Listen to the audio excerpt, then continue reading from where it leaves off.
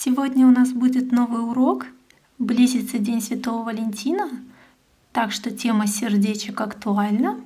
Мы свяжем вот такую небольшую шкатулочку в форме сердечка.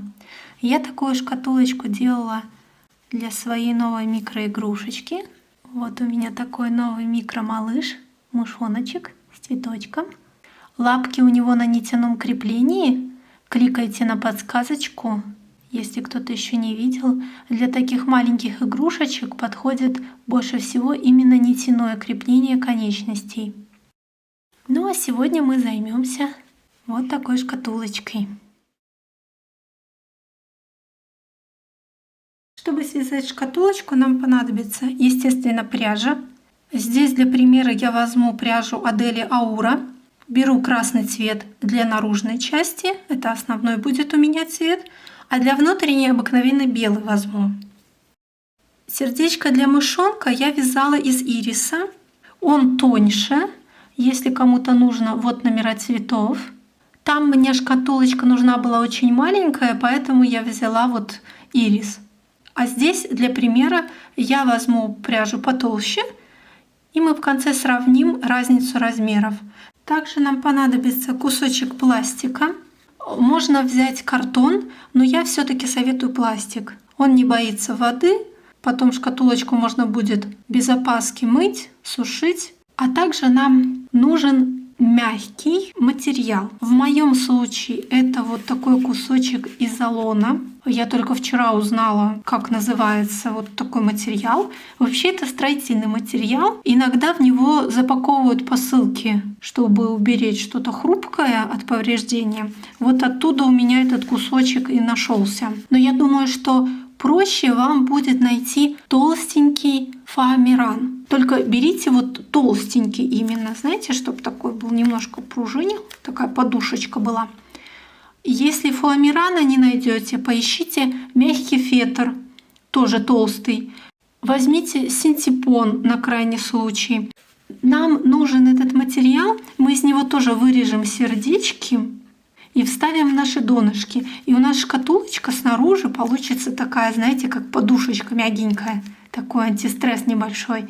Так шкатулочка и форму будет держать лучше, и приятненькая будет на ощупь. Поэтому поищите какой-нибудь материал вот для такой вставочки. И также нам понадобится застежка. Я на своих шкатулочках делала застежку из бельевых крючков. Так, вот две части бельевого крючка. Обратите внимание вот на эту часть. Видите, я ее немножко модернизировала. Во-первых, я отогнула кончик. Вот эту перекладинку внутри я убрала, чтобы она нам не мешала. Так что если вы используете застежку в виде крючка, то тоже вот проведите такие манипуляции. Это несложно. Если вот эту перекладинку не убрать, то мы просто не сможем застегнуть. Она нам будет мешать.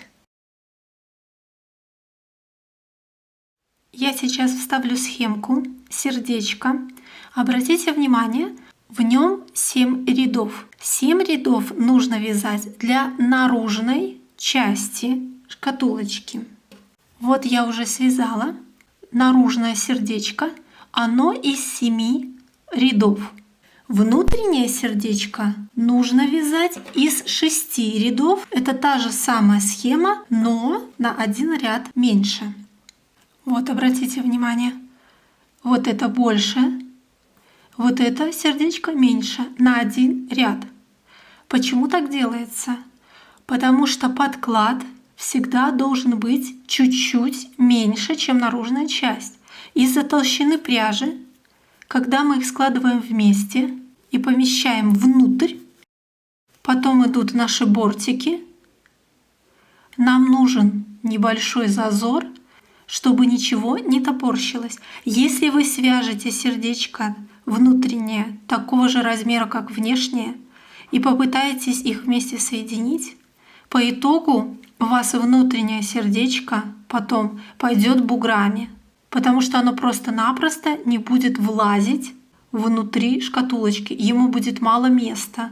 Поэтому всегда Когда вы вяжете такие изделия с подкладом и наружной частью, наружная часть всегда чуть-чуть больше, чем внутренняя часть. Вот наше внутреннее сердечко. Теперь нам нужно провязать стеночки. Первый ряд мы провязываем за переднюю полупетлю. Именно за переднюю. Это нужно для того, чтобы стеночки загибались именно внутрь. Вяжем вдоль края, но обязательно за переднюю полупетлю. У нас здесь получится петля подъема и 69 столбиков без накида. Провязываем до конца этот ряд, а потом вяжем уже просто обычные ряды. Опять же петля подъема, 69 столбиков без накида. Вяжем столько рядов, сколько мы хотим высоты сделать. Например, для мышонка я вязала у внутренней части всего 4 ряда. То есть шкатулочка у меня вот из 2 половинок, и они невысокие. Сама шкатулочка компактненькая. Для этой шкатулочки я решила провязать 5 рядов. Вот видите мой бортик. Видите, я вязала за переднюю полупетлю, задние полупетли у меня здесь остались свободными. И при этом бортики, видите, как сразу загнулись. Именно это нам и нужно. Нам нужно было, чтобы эти бортики вот так вот загнулись. Поэтому мы вязали первый ряд за переднюю полупетлю. А дальше уже вяжете столько рядов, сколько вы хотите. Таких внутренних частей нужно 2 для 2 половинок. После того, как внутренние части готовы, мы вяжем 2 внешние части. Это сердечко, как я уже говорила, из 7 рядов. Еще раз вставляю вам схемку. Ставьте на паузу, вяжите сердечки. Ниточку можно обрезать в конце вязания, а можно оставить в принципе и дальше ею пользоваться, чтобы вязать стенки. Но мне, чтобы вам показывать, удобнее было ее обрезать и потом уже присоединить новый хвостик.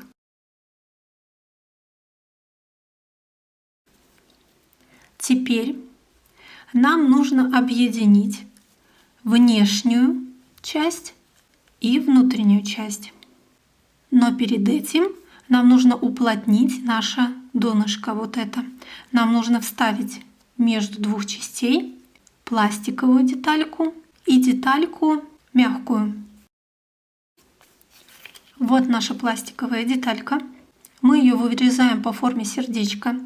Она должна быть чуть-чуть, буквально на миллиметр больше, чем внутреннее сердечко, и где-то на миллиметр меньше, чем внешнее сердечко.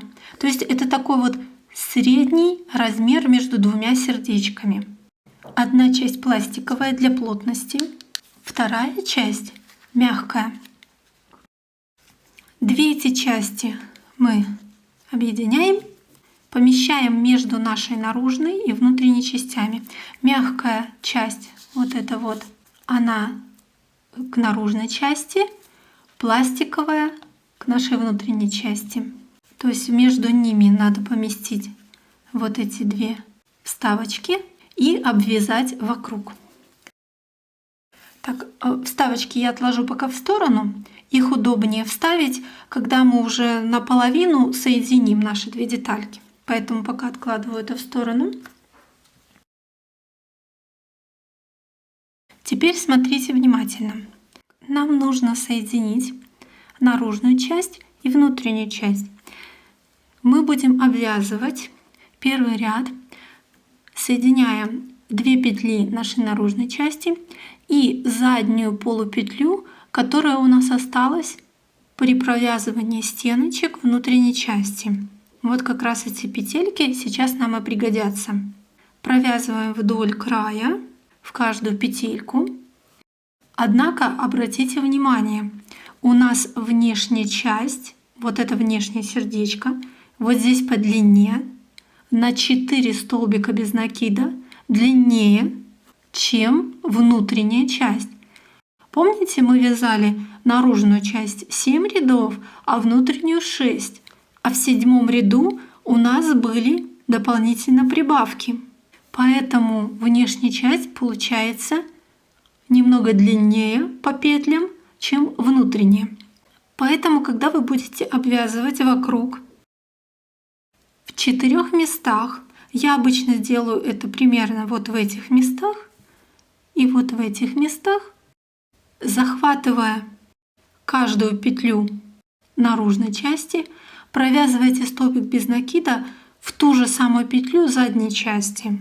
Сейчас я вам покажу. Вот я начинаю наше обвязывание.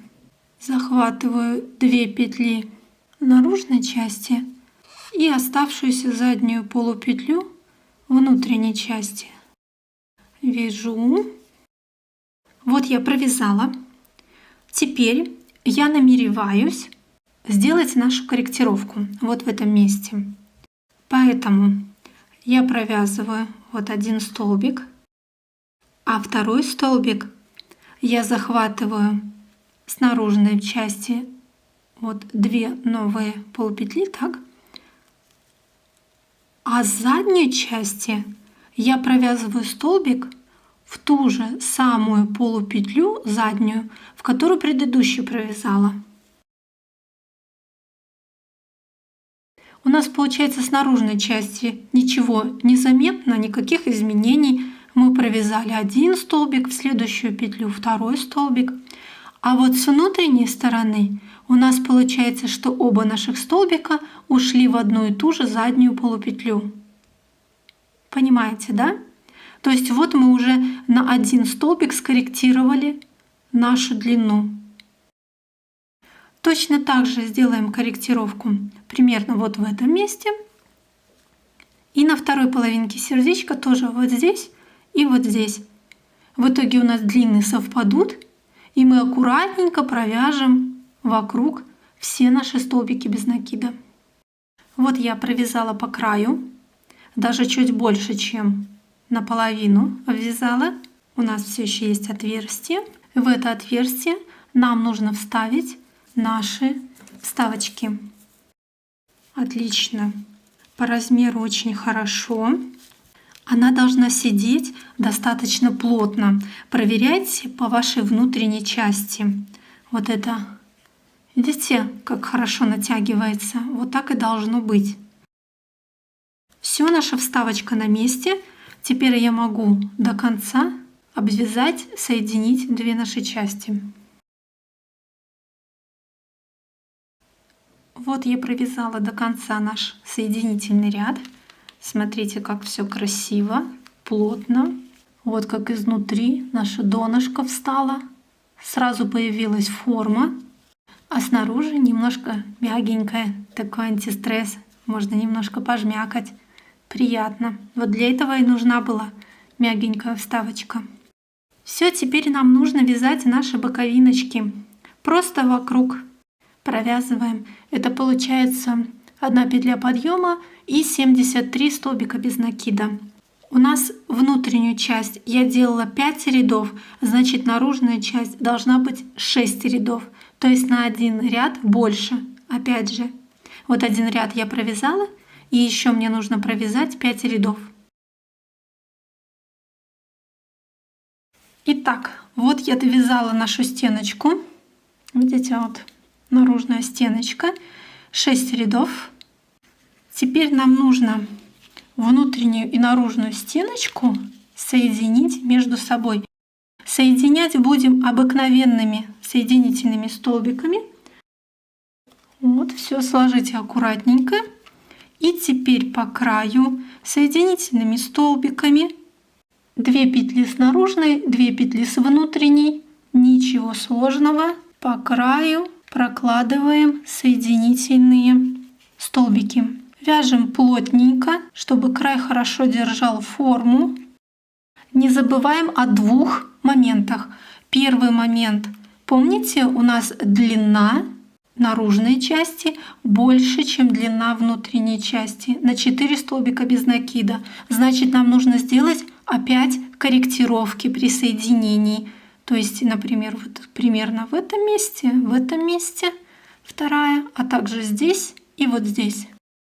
То есть вот примерно в этих местах сделайте корректировки. Корректировки делаются точно так же.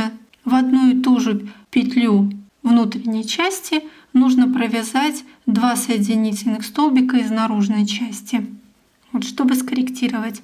Кроме того, не забудьте, что нам нужно вставить нашу застежку.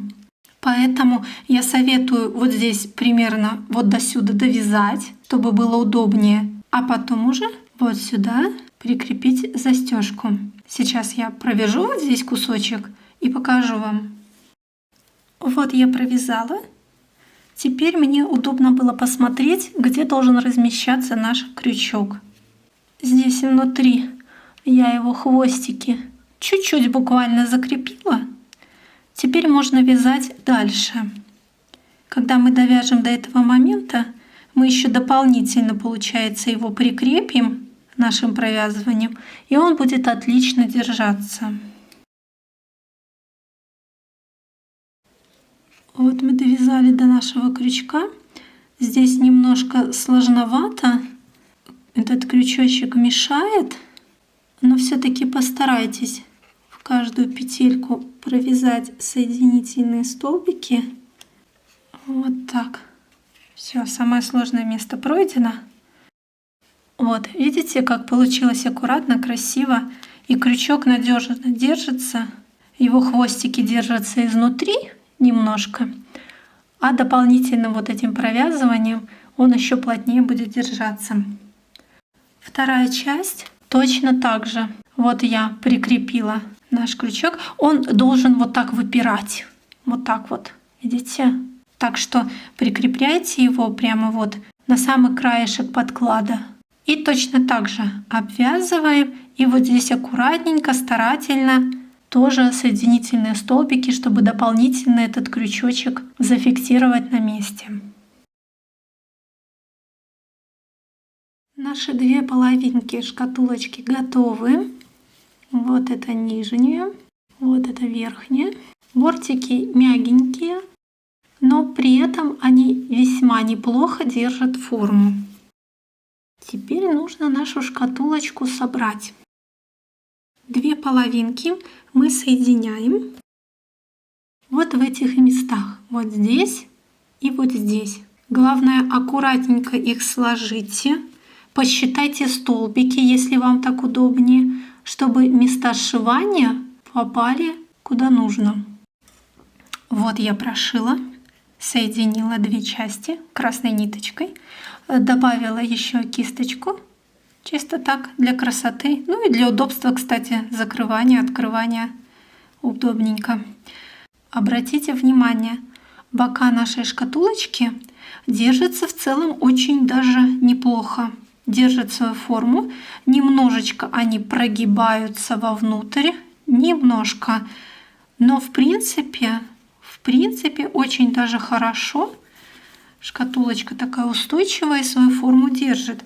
Однако уже можно было бы эти стеночки сделать пожестче.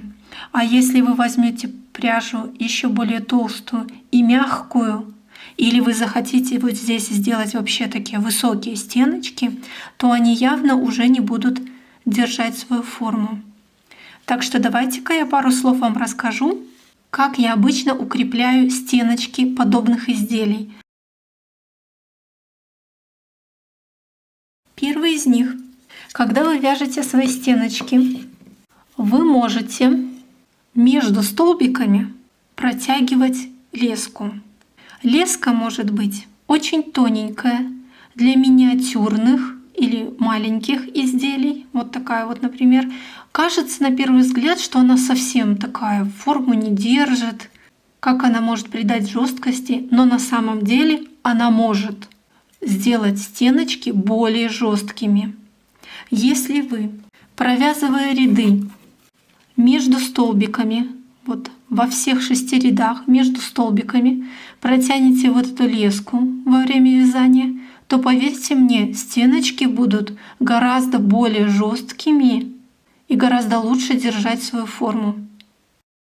Если у вас изделие крупнее и пряжа толще, то берите леску жестче и толще. Вот, например, вот такая у меня есть. Ее просто так не погнешь, тем более, когда она вот так вот вставлена дугой, то это просто идеально. Берите на заметку. Сумочки с такой вот вставкой гораздо лучше держат свою форму и держат свои бока.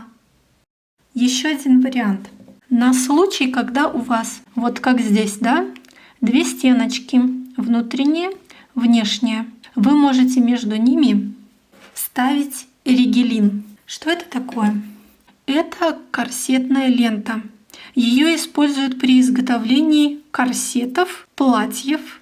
Она бывает разной ширины, как раз под ваши изделия, к примеру.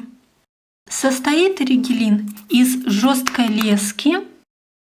Вот внутри, если вы видите вот такие бороздки, да? Вот там внутри жесткая леска, очень плотная, жесткая. Благодаря тому, что таких лесок, вот в данном случае 4, и они соединены вместе, прошиты вместе. И получается вот такая жесткая лента. Но ригелин использовать нужно, когда вам уже совсем жесткие стенки нужны. Вот тогда его стоит вставлять. Если вам нужен дополнительный урок о том, как вставлять ригелин или как использовать леску, чтобы укрепить бока изделий, пишите об этом в комментарии. Я тогда со временем постараюсь сделать вам еще один подробный урок и все там показать. Не забывайте ставить лайк, если вам понравился урок. Подписывайтесь на канал, включайте уведомления, чтобы не пропускать выход новых видео.